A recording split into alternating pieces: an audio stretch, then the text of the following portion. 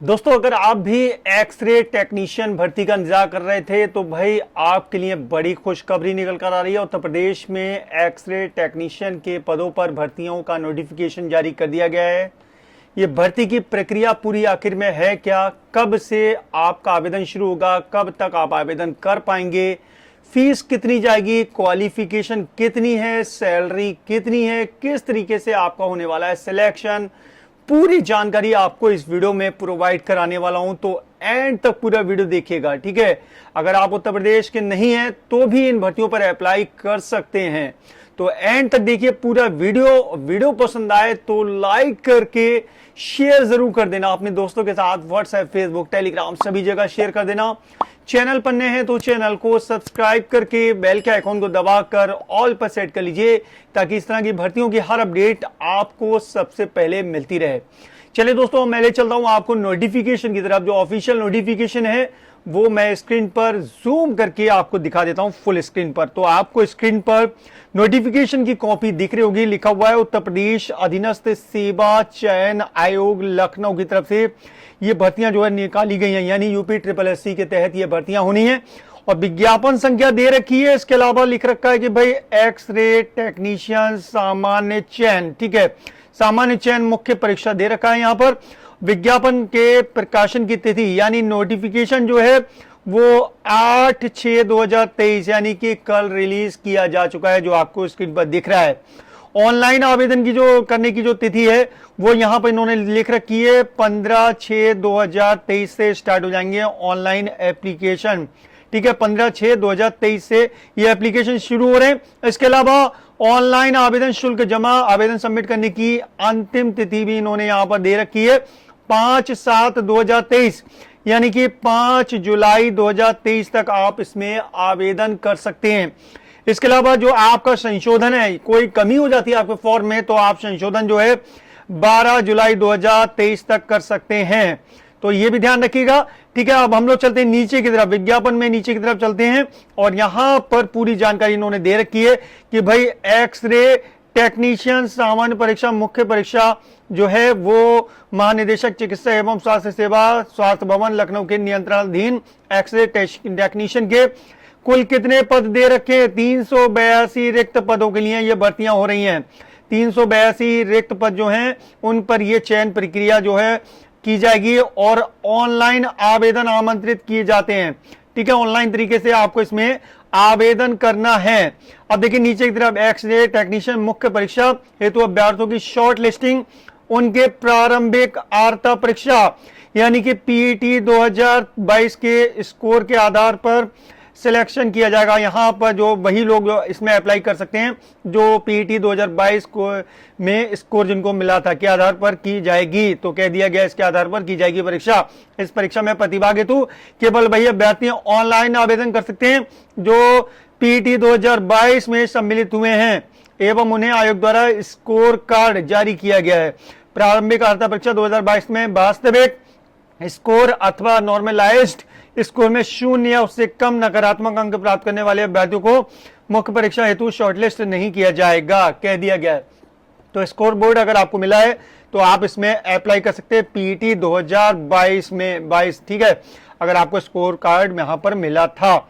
अब देखिए यहां पर नीचे की तरफ आप आएंगे तो ऑनलाइन आवेदन करने वाले अभ्यर्थी के लिए आवश्यक सूचना दे रखी है, ठीक है। ये वाला जो नोटिफिकेशन है मैं अपने फेसबुक पेज पर अपलोड कर दूंगा, वहां से आप इसको ले लीजिएगा या फिर आप ऑफिशियल वेबसाइट upSSC.gov.in पर जाकर यहां पर आप अपना पूरा आवेदन कर सकते हैं। यहीं से आप ये नोटिफिकेशन भी डाउनलोड कर सकते हैं। आवेदन की प्रक्रिया क्या रहने वाली है उसके बारे में पूरा यहां पर दे दिया कि भाई प्रोसेस क्या रहेगा, किस तरीके से आपको वेबसाइट पर जाना है, होम पेज पर जाना है, लाइव एडवर्टाइजमेंट वाले ऑप्शन पे जाकर और आपको यहाँ पर पूरा डाउनलोड करके ये पढ़ लेना। उसके बाद ये यहाँ पर इसमें आपको अप्लाई करना है। आवेदन प्रक्रिया संबंधित निर्देश भी इन्होंने दे रखे हैं।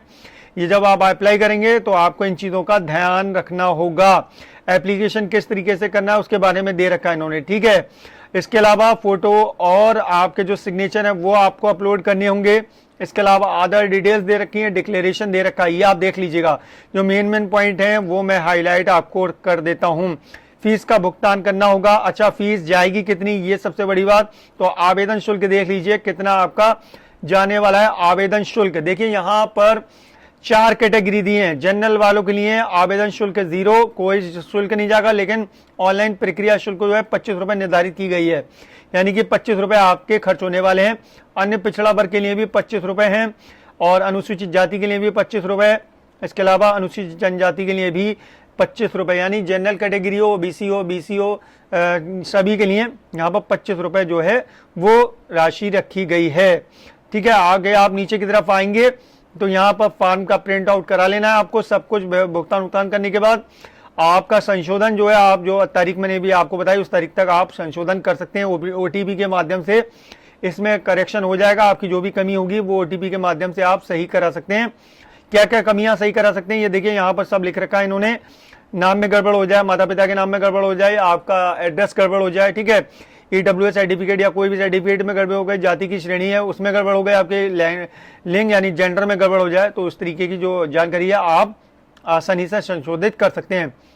विवरण देखिए, पदों का विवरण मैंने आपको बता दिए। यहाँ पर पद कितने हैं, कुल पद जो है यहाँ पर 382 पद हैं। अगर आप लंबत आरक्षण की बात करें तो यहाँ पर आरक्षण इन्होंने दे रखा है कि भाई 100, सबसे पहले देखिए क्रम संख्या 1, विभाग का नाम दे रखा है चिकित्सा एवं स्वास्थ्य विभाग है, ठीक है। पद का नाम एक्सरे टेक्नीशियन सामान्य चयन, ठीक है।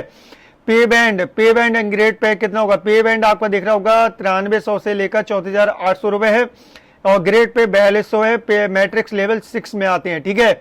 अनारक्षित के लिए यानी जनरल वालों के लिए 153 पद यहाँ पर दे रखे हैं इन्होंने।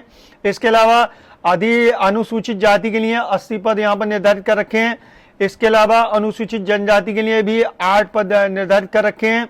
इसके अलावा अन्य पिछड़ा वर्ग के लिए 103 पद जो हैं निर्धारित कर रखे हैं। आर्थिक रूप से कमजोर जो हैं ईडब्ल्यूएस हैं उनके लिए 38 पद हैं। इसके अलावा कुल पद जो हैं यहाँ पर 382 पद हैं। सभी पद स्थायी हैं यानी कि सरकारी पद हैं, ठीक है। इसके अलावा यहाँ पर क्षैतिज आरक्षण भी दे रखा है इन्होंने। क्षैतिज आरक्षण की श्रेणी में आप देख रहे हैं यहाँ पर वही है सब कुछ। स्वतंत्रता संग्राम सेनानियों के 7 पद हैं। दृष्टिहीनता एवं कम दृष्टिहीनता के लिए कोई पद नहीं है यहाँ पर, ठीक है। बाधिर और ये सब दे रखा है, देख लीजिएगा आप लोग, ठीक है। आप चाहें तो स्क्रीनशॉट भी ले सकते हैं। उत्कृष्ट खिलाड़ियों के लिए भी यहाँ पर इन्होंने दे रखे हैं 7 पद, ठीक है। और महिलाओं के लिए 76 पद जो है रिजर्व कर दिए गए हैं। 76 पद जो महिलाओं के लिए हैं और सैन्य वियोजित भूतपूर्व सैनिकों के लिए 19 पद जो है यहाँ पर रिजर्व किए गए हैं। इसके अलावा नीचे की तरफ आप आएंगे तो आरक्षण संबंधी प्रावधान दे रखे हैं, वो आप देख लीजिएगा, ऐसा कोई इंपॉर्टेंट नहीं है। अर्हता की बात कर ले, सबसे ज्यादा इंपॉर्टेंट क्वालिफिकेशन आपकी क्या क्या होना चाहिए ये ध्यान रखना, ठीक है।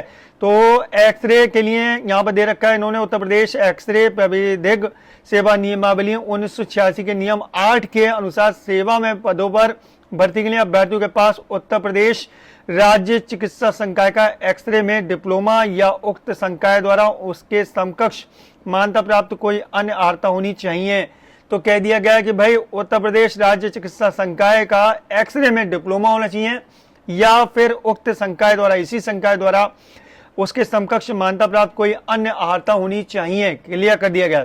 अधिमान्य अर्हता क्या है, उत्तर प्रदेश एक्सरे प्राविधिक सेवावली 1986 के नियम 9 के अनुसार अन्य बातों के समान होने पर सीधी भर्ती के मामले में ऐसे अभ्यर्थियों को अधिमान दिया जाएगा, वेटेज दिया जाएगा। अगर ये सब कुछ सही है, सब बराबर है, तो फिर इनको वेटेज दिया जाएगा। किनको, नंबर 1 प्रादेशिक सेना में न्यूनतम 2 वर्ष की अवधि तक सेवा की हो। जो आप प्रादेशिक सेना उसमें अगर आप 2 साल तक आपने नौकरी की है तो फिर यहाँ पर आपको वेटेज दिया जाएगा, आपको प्राथमिकता दी जाएगी।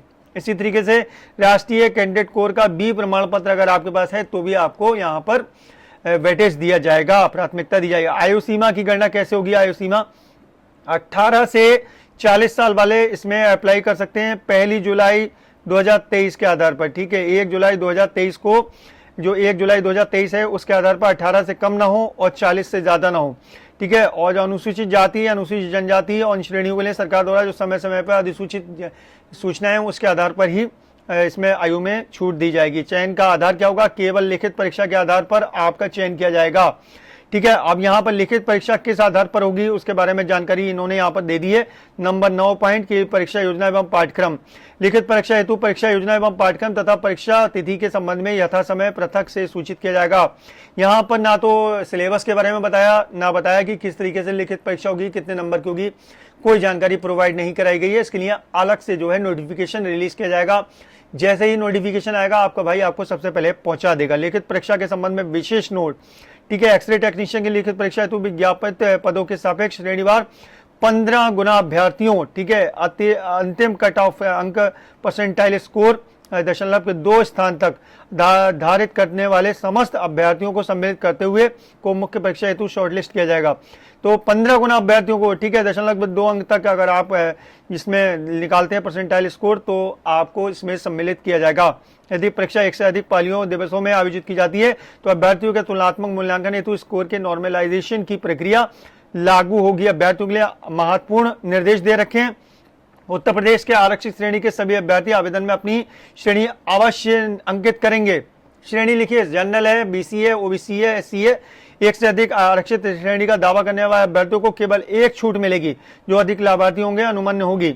नंबर 3 पर देखिए, अभ्यर्थी जो उत्तर प्रदेश राज्य के मूल निवासी नहीं है उन्हें आरक्षण का लाभ अनुमन्य नहीं होगा। यानी कि आपने क्वालिफिकेशन तो कर रखी है, ठीक है, ये वाली क्वालिफिकेशन कर रखी है, यानी कि आपने एक्सरे जो है उसका रजिस्ट्रेशन जो है आपने इस वाली अर्हता के आधार पर कर रखा है, ठीक है, ये दे रखा है। उत्तर प्रदेश राज्य चिकित्सा संकाय का एक्सरे में डिप्लोमा या इस संकाय से आपने कोई डिप्लोमा कर रखा है एक्सरे का, तो फिर आपको फायदा तो मिलेगा। लेकिन आप अगर उत्तर प्रदेश के निवासी नहीं है तो आपको आरक्षण का लाभ अनुमन्य नहीं होगा। ऐसे अभ्यर्थी अनारक्षित श्रेणी में माने जाएंगे, चाहे आप बीसी में हो चाहे एससी में हो, आप जनरल में माने जाएंगे। ये बात ध्यान रखिएगा, ठीक है, ध्यान रखिएगा। आगे जो नियम है वो आप पढ़ लीजिएगा, बहुत सारे नियम है। अगर मैं सब कुछ पढ़ूंगा तो वीडियो हो जाएगा बहुत बड़ा, तो आप देख लीजिएगा इसको। नीचे की तरफ इन्होंने दे रखा उत्तर प्रदेश के अनुसूचित जाति के लिए जाति प्रमाण पत्र कैसे रहने वाला है। इसके अलावा उत्तर प्रदेश के अनुसूचित जनजाति के लिए कैसा रहने वाला है जाति प्रमाण पत्र। उत्तर प्रदेश के पिछड़ा वर्ग के लिए जाति प्रमाण पत्र कैसा रहेगा उसके बारे में जानकारी दे रखी है। और यहाँ पर इन्होंने और भी यहाँ पर पूरा फॉर्म का प्रोफार्मा दे रखा है, किस तरीके से फॉर्म है, प्रमाण पत्र क्या है, डिक्लेरेशन, वो सब यहाँ पर जानकारी इन्होंने प्रोवाइड कर रखी है। दिव्यांगता प्रमाण पत्र किस तरीके का रहने वाला है उसके बारे में जानकारी यहाँ पर इन्होंने प्रोवाइड करा रखी है। इस परीक्षा का जैसे ही सिलेबस जारी होगा या फिर परीक्षा के बारे में जो एग्जाम है उसके बारे में डिटेल जानकारी आएगी, आपका भाई आपको सबसे पहले पहुंचाएगा। आप लोग कमेंट बॉक्स में आकर अपनी राय दीजिए। कोई कंफ्यूजन दिमाग में चल रहा हो तो मुझसे पूछिए और जरूर लिखिएगा एक्सरे टेक्नीशियन भर्ती 2023, जिससे कि आगे मुझे इस तरह की अपडेट देने में मदद मिलेगी। वीडियो पसंद आया हो तो लाइक करके शेयर कर दें। चैनल पर नए हैं तो चैनल को सब्सक्राइब करके बेल के आइकॉन को दबाकर ऑल पर सेट कर लें, ताकि इस तरह की हर अपडेट आपको सबसे पहले मिलती रहे। चलिए दोस्तों, चलता हूं, अपना ख्याल रखिए, परिवार का ख्याल रखिए, फिर मुलाकात होगी। Thank you.